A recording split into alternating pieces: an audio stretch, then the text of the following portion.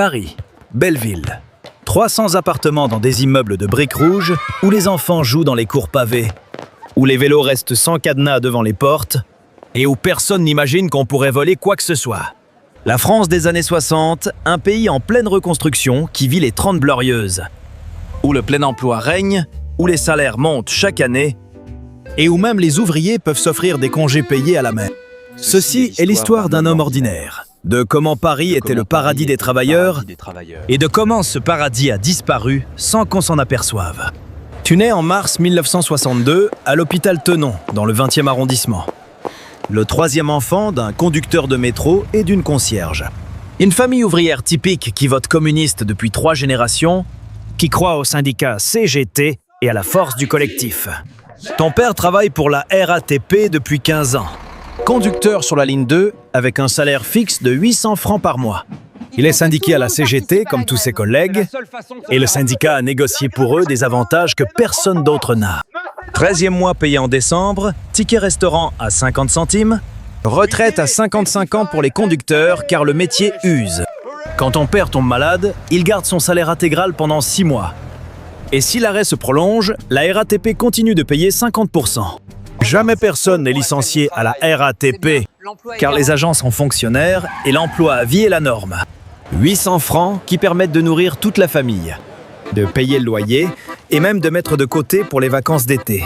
Ta mère est concierge dans un immeuble bourgeois du 16e arrondissement. Elle gagne 300 francs par mois pour 5 heures de travail quotidien. Vous habitez un HLM de 3 pièces à Belleville qui coûte 120 francs par mois, un loyer si bas que ton père rit en signant le chèque chaque 1er du mois. L'appartement a le chauffage central qui fonctionne tout l'hiver, l'eau chaude à volonté et des toilettes à l'intérieur, au lieu du palier comme chez tes grands-parents. Les murs sont épais, l'isolation est bonne, les fenêtres double vitrage, car les HLM des années 60 sont construits pour durer un siècle. Le hall d'entrée est nettoyé tous les jours par une gardienne payée par la mairie. Les espaces verts autour de l'immeuble sont tondus chaque semaine. Il y a une salle commune au rez-de-chaussée avec une bibliothèque et des jeux pour les enfants. Chaque année, la famille achète quelque chose de nouveau. D'abord une télévision en 1964, puis un réfrigérateur, puis une machine à laver. Des objets qui sont du luxe pour le reste du monde, mais normaux en France, où les ouvriers vivent bien. Quand ton petit frère tombe malade d'une pneumonie en 1966, ta mère l'emmène simplement au dispensaire du quartier, sans rendez-vous. Le médecin l'examine, prescrit des antibiotiques et tout est entièrement gratuit. Pas 1 centime à payer, car la sécurité sociale couvre tout pour les enfants. Le pharmacien donne les médicaments sans que ta mère sorte son porte-monnaie. Et si l'enfant ne va pas mieux, le médecin viendra à domicile le soir même. Des visites à domicile gratuites pour une famille ouvrière. C'est ainsi que fonctionne la France des 30 glorieuses. Tu grandis dans les années 60 quand Paris est encore une ville ouvrière. Quand Belleville est un quartier où cohabitent ouvriers français, immigrés italiens, espagnols, polonais. Les portes des appartements restent ouvertes toute la journée. Les voisins se prêtent du sel, du sucre, gardent les enfants les uns des autres. Ton enfance est libre d'une manière qui paraîtra impensable plus tard. Tu descends jouer dans la rue à 5 ans, sans surveillance. Tu traverses le boulevard de Belleville seul pour aller à la boulangerie acheter une baguette pour 20 centimes. Et ta mère n'est pas inquiète, car les voitures s'arrêtent toujours pour les enfants. Le samedi matin, toute la famille va au marché de Belleville. Un marché immense qui s'étend sur 1 kilomètre avec des centaines d'étals. Une baguette coûte 20 centimes, 1 kilo de tomates 50 centimes, un poulet 2 francs, et ton père peut acheter les provisions de la semaine pour 20 francs, moins de 3% de son salaire mensuel. Le dimanche après la messe, car ta famille est catholique pratiquante, même si communiste. Vous allez déjeuner chez ta grand-mère qui habite une chambre de bonne dans le 5e. Parfois, le dimanche après-midi, ton père t'emmène au cinéma du quartier. Un billet coûte 2 francs pour un enfant, 3 pour un adulte. Vous regardez des westerns, des films de Belmondo, des comédies de Bourvil, assis dans une salle qui sent le tabac et la réglisse. En 1967, ta mère inscrit ton frère aîné à la piscine municipale. Cours de natation gratuit tous les mercredis pour les enfants du quartier. La ville paye les maîtres nageurs, fournit les maillots de bain, car la République veut que tous les enfants sachent nager, riches ou pauvres. Tu commences l'école maternelle en 1965 dans une école publique, gratuite, à 2 rues de chez toi. Une école où tous les enfants du quartier vont, où les classes comptent 30 élèves. La maîtresse s'appelle Madame Dubois, elle enseigne depuis 25 ans. Et tous les enfants parlent français à la maison, sauf quelques Italiens et Espagnols. La cantine scolaire est gratuite et sert des repas chauds préparés sur place.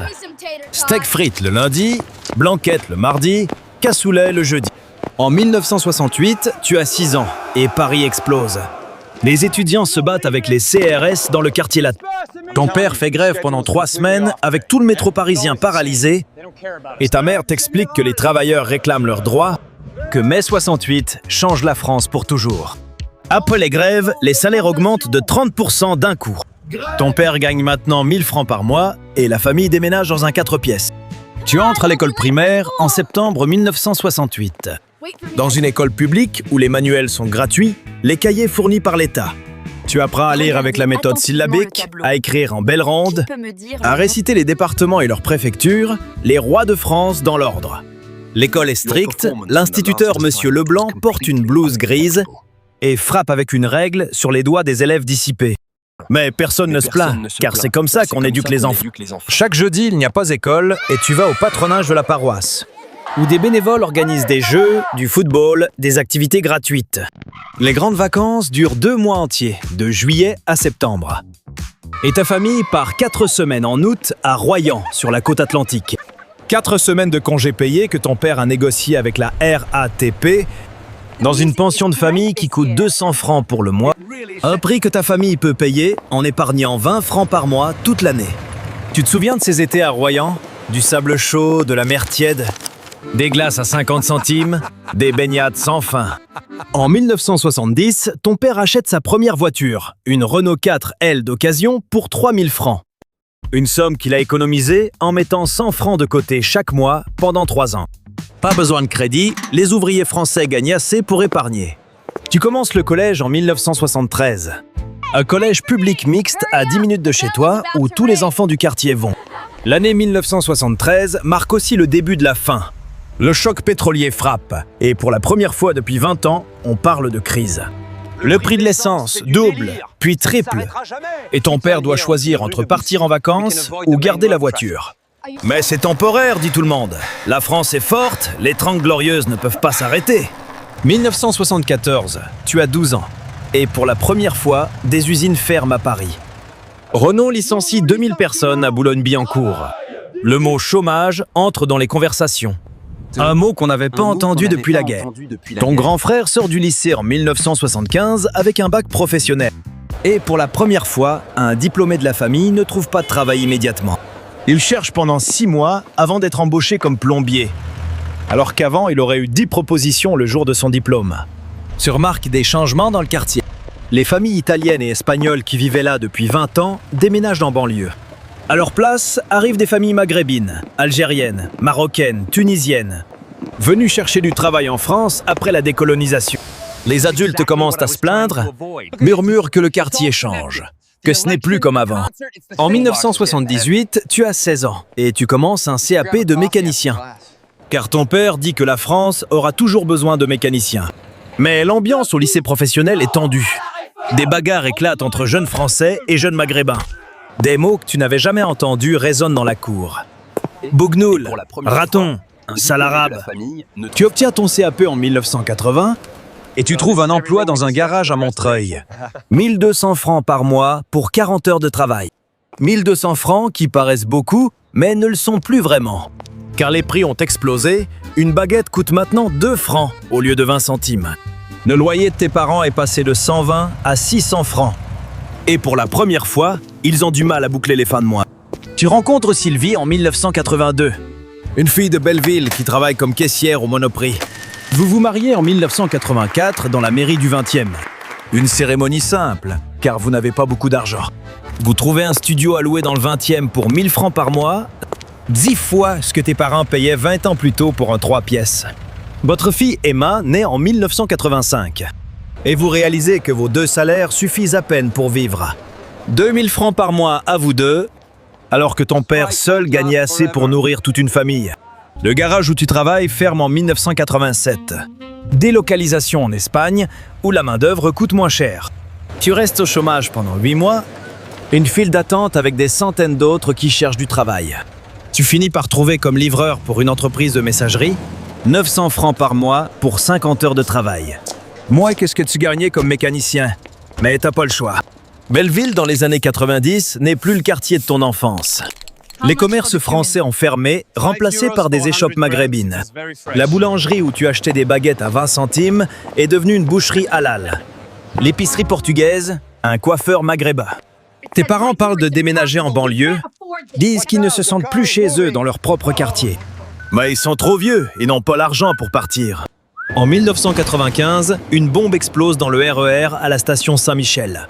8 morts, des dizaines de blessés. Un attentat islamiste qui change pour toujours le rapport de Paris à ses banlieues, à ses immigrés, à ses musulmans. Le métro où travaille ton père n'est plus un lieu sûr. Chaque sac abandonné devient une menace potentielle. Ton père prend sa retraite en 1998, après 40 ans à conduire le métro parisien. Sa pension est de 4 000 francs par mois, ce qui semble beaucoup, mais ne l'est pas quand le loyer coûte maintenant 2 000. Ta fille Emma entre au collège en 1996. Un collège public de Belleville qui n'a plus rien à voir avec celui de ton époque. Les classes comptent 35 élèves, dont 20 ne parlent pas bien français. Les professeurs changent chaque trimestre, personne ne veut enseigner ici. Emma rentre de l'école et raconte des bagarres. Des vols de portables, des dealers qui traînent devant le collège. Des choses qui n'existaient pas quand tu avais son âge. Tu travailles toujours comme livreur en 2001. 50 heures par semaine pour 1 500 € maintenant que le franc a disparu. 1 500 € qui valent moins que 1 200 francs. L'euro a tout augmenté sans que les salaires suivent. Un café qui coûtait 5 francs coûte maintenant 2 €, soit 4 fois plus cher en réalité.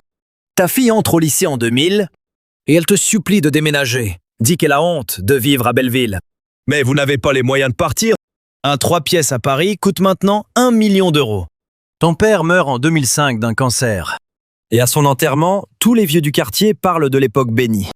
Quand Belleville était français, quand on pouvait laisser sa porte ouverte, quand les ouvriers vivaient bien et que l'avenir était lumineux. Emma obtient son bac en 2003 et veut aller à l'université. Mais elle doit travailler à mi-temps pour payer ses études. Elle s'endette de 20 000 € pour finir sa licence, une somme impensable de ton temps où les études étaient gratuites. Tu as maintenant 45 ans et ton dos est détruit par 20 ans de livraison à porter des caisses. Tu demandes une pension d'invalidité, mais on te refuse. Tu dois travailler jusqu'à 67 ans, dit la sécurité sociale.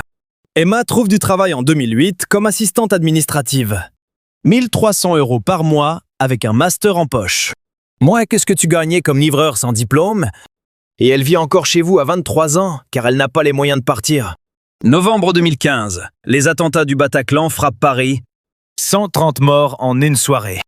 Paris, que tu croyais indestructible, se révèle vulnérable. Et tu réalises que la ville de ton enfance est morte. Tu prends ta retraite en 2024 à 62 ans, avec une pension d'invalidité, 900 € par mois pour vivre à Paris. 900 € quand ton studio coûte 600 loyers. Il te reste 300 € pour manger, te soigner, vivre. Emma a maintenant 39 ans. Toujours célibataire, car elle dit qu'elle ne peut pas se permettre d'avoir des enfants. Elle gagne maintenant 1 800 € comme chef de projet. Après 15 ans d'expérience et un master, moins que ce que ton père gagnait en 1968. Tu regardes parfois les photos de ton enfance. Belleville dans les années 70, les rues pleines d'enfants français qui jouaient librement. Les portes ouvertes, les vélos sans cadenas, les baguettes à 20 centimes. À Paris où les ouvriers vivaient bien et où l'avenir était une promesse tenue. Tu te demandes parfois quand tout a basculé. Quel moment précis a marqué la fin du monde d'avant? Mais il n'y a pas une moment, juste une lente dégradation, année après année, changement après changement. Chaque loyer qui montait, chaque usine qui fermait, chaque commerce qui changeait de main, chaque attentat qui terrorisait, chaque promesse politique non tenue. Et un jour, tu t'es réveillé dans un Paris que tu ne reconnaissais plus, où Belleville est devenue une banlieue du tiers-monde en plein cœur de la capitale. Tu vis maintenant avec ta mère dans son HLM, car tu ne peux plus payer ton propre loyer avec ta maigre pension. Emma vient vous voir le dimanche et vous parlez tous les trois de comment c'était mieux avant. Mais tu sais que pour Emma, il n'y a jamais eu d'avant. Elle est née en 1985, quand le paradis était déjà mort. Elle n'a jamais connu les portes ouvertes, les salaires décents, les vacances payées à Royan. Le Paris de ta jeunesse, où un ouvrier pouvait vivre dignement. Ceci est la vérité sur le Paris perdu. Il a existé, il était réel. Les ouvriers vivaient bien, et maintenant, il n'est plus.